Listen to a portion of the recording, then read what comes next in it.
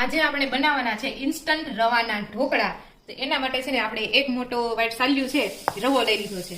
એકદમ ઝીણો બારીક લેવાનો છે ને જો ઝીણો રવો ન હોય ને તો તમારે મિક્સરમાં નાખીને એને ઝીણો અમારે ઝીણો જ છે એટલે આપણે કંઈ કરવાની જરૂર નથી. તો એક સાલ્યું આપણે નાખી દઈશું રવો અને એમાં આપણે 3 ચમચી જેટલો ચણાનો લોટ એટલે એટલો ચણાનો લોટ નાખી દઈશું. અને તમે આમાં છાશ પણ નાખી શકો અને દહીં પણ નાખી શકો અને હું નાખું છું અહીંયા દહીં. બધી વસ્તુને છે સારી રીતે મિક્સ કરી દેવાનું છે. તમે છે વધારે ખાટું ખાવું હોય ને તો વધારે દહીં નાખી શકો અને હું અહીંયા છે ને પાણી નાખું છું એની જગ્યાએ તમે છાશ પણ નાખી શકો. તો આને છે સારી રીતે મિક્સ કરી દેશું. તો આને સારી રીતે મિક્સ કરી દીધું છે. હવે આને ઢાંકીને 10 થી 15 મિનિટ આને રેસ્ટ આપી દેશું. જો તડકો હોય ને તો તડકા નીચે જ મૂકી દેવાનો એટલે મસ્ત મજાનો આથો આવી જાય. તો 10 મિનિટ 15 મિનિટ રેસ્ટ આપણે આપ્યો અને મસ્ત મજાનું આવી રીતના થઈ ગયું છે. તમે જોઈ શકો છો. તો ચાલો હવે આમાં છે ને આપણે બધું મીઠું ને એવું બધું નાખી દઈએ. થોડું પાણી પણ નાખવું પડશે કારણ કે થોડું કઠણ છે. પાણી નાખીશું, પછી સ્વાદ અનુસાર મીઠું અને આદુ મરચીની આપણે પેસ્ટ નાખી દઈશું. અને સારી રીતે છે ને હલાવી લેવાનું છે, મિક્સ કરવાનું છે. જો છે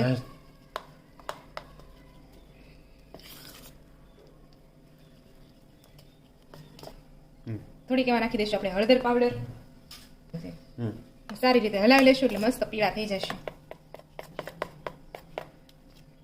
હવે આમાં આપણે 1 ચમચી જેટલું તેલ નાખી દઈશું અને સારી રીતે મિક્સ કરી દઈશું. બેટર જાવું થઈ જશે. આવી થિકનેસ રાખવાની છે. થોડાક આમાં આપણે નાખી દઈશું સોડા.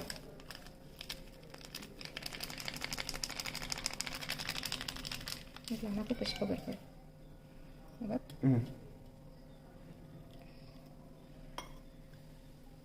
સારી રીતે હલાવશું એટલે તમે જુઓ મસ્ત ફૂલવા માંડ્યું છે. તો બેટરને જો આપણે ડીશમાં લઈ લીધું છે. હવે આપણે એને છે ને સ્ટીમ કરવા માટે મૂકી દઈએ. અને હા, ઉપરથી છે ને થોડીક આપણે ચટણી પાવડર છે ને સ્પ્રિંકલ કરી દઈશું આવી રીતના. એટલે મસ્ત તીખા અને ખાટા મીઠા બનશે આપણા ઢોકળા. જોવામાં તો બહુ મસ્ત લાગે છે. ચાલો તો આને ઢાંકી દઈશું અને 5 મિનિટમાં આઈ થિંક થઈ જશે. ચાલો આપણે જોઈએ આપણે ઢોકળા થઈ ગયા છે કે નહીં. તો જો આપણા ઢોકળા છે એકદમ ચડી ગયા છે. આપણે છે ને આકાર શેપ આપી દઈએ. તો આપણા ઢોકળા છે એકદમ રેડી થઈ ગયા છે.